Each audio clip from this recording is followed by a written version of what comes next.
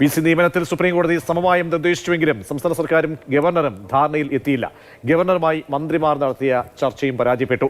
Digital സാങ്കേതിക സർവകലാശാലകളിലേക്ക് നിർദ്ദേശിച്ച പേരുകളിൽ ഇരുപക്ഷവും ഉറച്ചു നിൽക്കുകയാണ്. സിസ തോമസിനെ എതിർക്കുന്ന സർക്കാർ നിലപാട് ഖണ്ഡിക്കാനുള്ള വാദങ്ങൾ ചർച്ചയ്ക്കിടെ ഗവർണർ നിരത്തി. സമവായത്തിനാണ് ഇപ്പോഴും ശ്രമമെന്ന് മന്ത്രി പി രാജീവ് പറഞ്ഞു.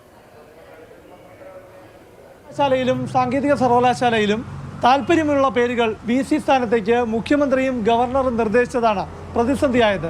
ഇത് സമവായത്തിലൂടെ പരിഹരിക്കാനാണ് സുപ്രീം കോടതി നിർദ്ദേശിച്ചത്. എന്നാൽ സുപ്രീം കോടതിയുടെ ഇടപെടലിലും ഫലമുണ്ടായില്ല. ഗവർണറുമായി സമവായ ചർച്ച നടത്താൻ തീരുമാനിച്ചത് മുഖ്യമന്ത്രിയായിരുന്നു. മന്ത്രിമാരായ പി രാജീവിനെയും ആർ ബിന്ദുവിനെയും രാവിലെ 9:30 ലോക് ഭവനിലേക്ക് അയച്ചു.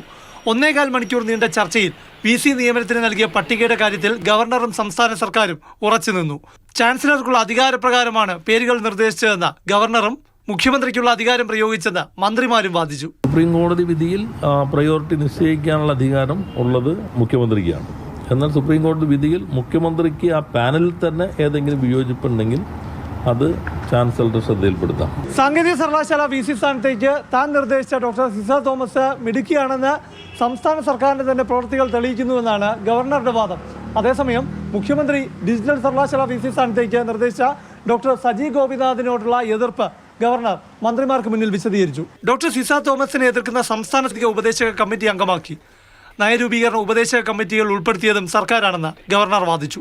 ഡിജിറ്റൽ സർവകലാശാല VC ആയി സംസ്ഥാന സർക്കാർ നിർദ്ദേശിച്ച സജി ഗോപിനാഥിനോടുള്ള എതിർപ്പ് മുഖ്യമന്ത്രിക്ക് രേഖകളടക്കം നൽകിയിട്ടുണ്ടെന്ന് ഗവർണർ മന്ത്രിമാരെ ധരിപ്പിച്ചു.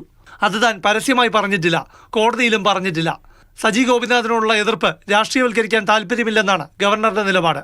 അതേസമയം ഡോക്ടർ സിസ തോമസിന് സ്ഥാനങ്ങൾ നൽകിയതിനെ സർക്കാർ ന്യായീകരിച്ചു. ചാൻസലറുമായി ചർച്ച ചെയ്യുന്നു. അത്തരം കാര്യങ്ങൾ സമവായത്തോടുകൂടി പോകാനാണ് സർക്കാർ എപ്പോഴും ശ്രമിക്കുന്നത്. ചുരുക്കത്തിൽ ഗവർണറും മന്ത്രിമാരും നടത്തിയ ചർച്ചയിൽ മഞ്ഞൊരുക്കിയിട്ടില്ല. ചർച്ചയുടെ വിശദാംശങ്ങൾ മുഖ്യമന്ത്രിയെ ധരിപ്പിക്കുന്നതിനെ കുറിച്ച് മന്ത്രിമാർ ചോദിച്ചപ്പോൾ മുഖ്യമന്ത്രിയല്ലേ ലോക് ഭവനിലേക്ക് വരേണ്ടതെന്ന് ഗവർണർ ചോദിക്കുകയും ചെയ്തു. സമവായം ഉണ്ടായില്ല എന്ന വിഷയം ഇനി സുപ്രീം കോടതിയിൽ വരുമ്പോൾ സുപ്രീം കോടതി തന്നെ നേരിട്ട് VC നിയമനം നടത്താനുള്ള സാധ്യതയുമേറി. പ്രശാന്ത് കൃഷ്ണ, മാതൃഭൂമി ന്യൂസ്, തിരുവനന്തപുരം.